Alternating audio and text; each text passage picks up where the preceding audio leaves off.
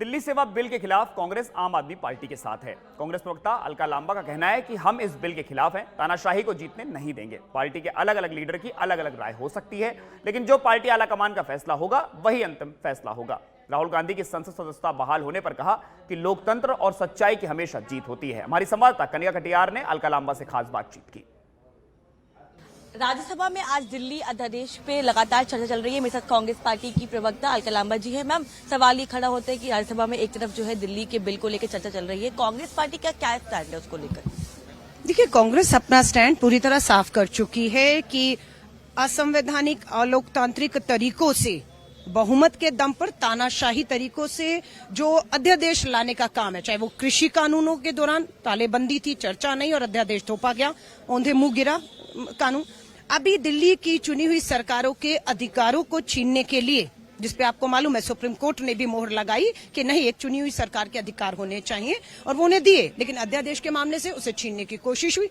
आज मात्र बहुमत के दम पर लोकतंत्र की हत्या करते हुए वो वापिस एक असंवैधानिक काम कर रहे हैं। जो शक्तियां हैं चुनी हुई सरकारों की, अब वो राहुल गांधी जी की सदस्यता छीनने की बात हो तो सुप्रीम कोर्ट ने यही कहा, ये एक व्यक्ति का मामला नहीं है, ये वायनाड के लाखों लोगों का जो अधिकार था आपने उसे छीना है, राहुल जी की सदस्यता को छीनकर। यही दिल्ली के लोगों ने जो अपनी चुनी हुई सरकार को अधिकार दिए हैं फैसले लेने के, आप एक अध्यादेश के मामले से उन अधिकारों को छीनकर लोकतंत्र की हत्या कर रहे हैं। कांग्रेस और 26 राजनीतिक दल पूरी ताकत के साथ इस अध्यादेश के खिलाफ खड़े होंगे।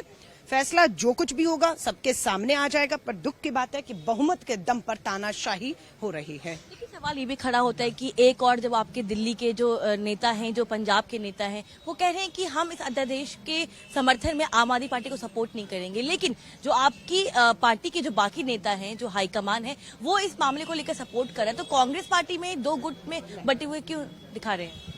देखिए, मेरी व्यक्तिगत राय कुछ भी हो सकती है, मायने ये रखता है कि पार्टी की लाइन क्या है ना। हम सबकी लोकतंत्र है, हम सब अपनी बात को रखते हैं और कई बार हमारी राय अलग अलग होती है, लेकिन अंतिम फैसला जो पार्टी का फैसला है, अंतिम फैसला पार्टी का ये हो चुका है कि दिल्ली के खिलाफ, लोकतंत्र के खिलाफ जो अध्यादेश लाया गया है उसके खिलाफ 26 दलों के साथ, इंडिया के साथ भारतीय राष्ट्रीय कांग्रेस भी खड़ी रहेगी। अंतिम मोहर उसी पर है। ठीक है, एक और सवाल लेना चाहूंगी, क्योंकि राहुल गांधी की आज सदन में वापसी हुई है, आप सभी लोग जश्न मना रहे हैं, खुशियां मना रहे हैं, यहाँ भी माहौल देखने को मिलता है, क्या कहना चाहेंगी? क्या राहुल गांधी फिर एक बार अडानी का मामला उठाएंगे, मणिपुर पर बोलेंगे सदन के भीतर? देखिए, राहुल गांधी जी की सदस्यता इसी पर गई है।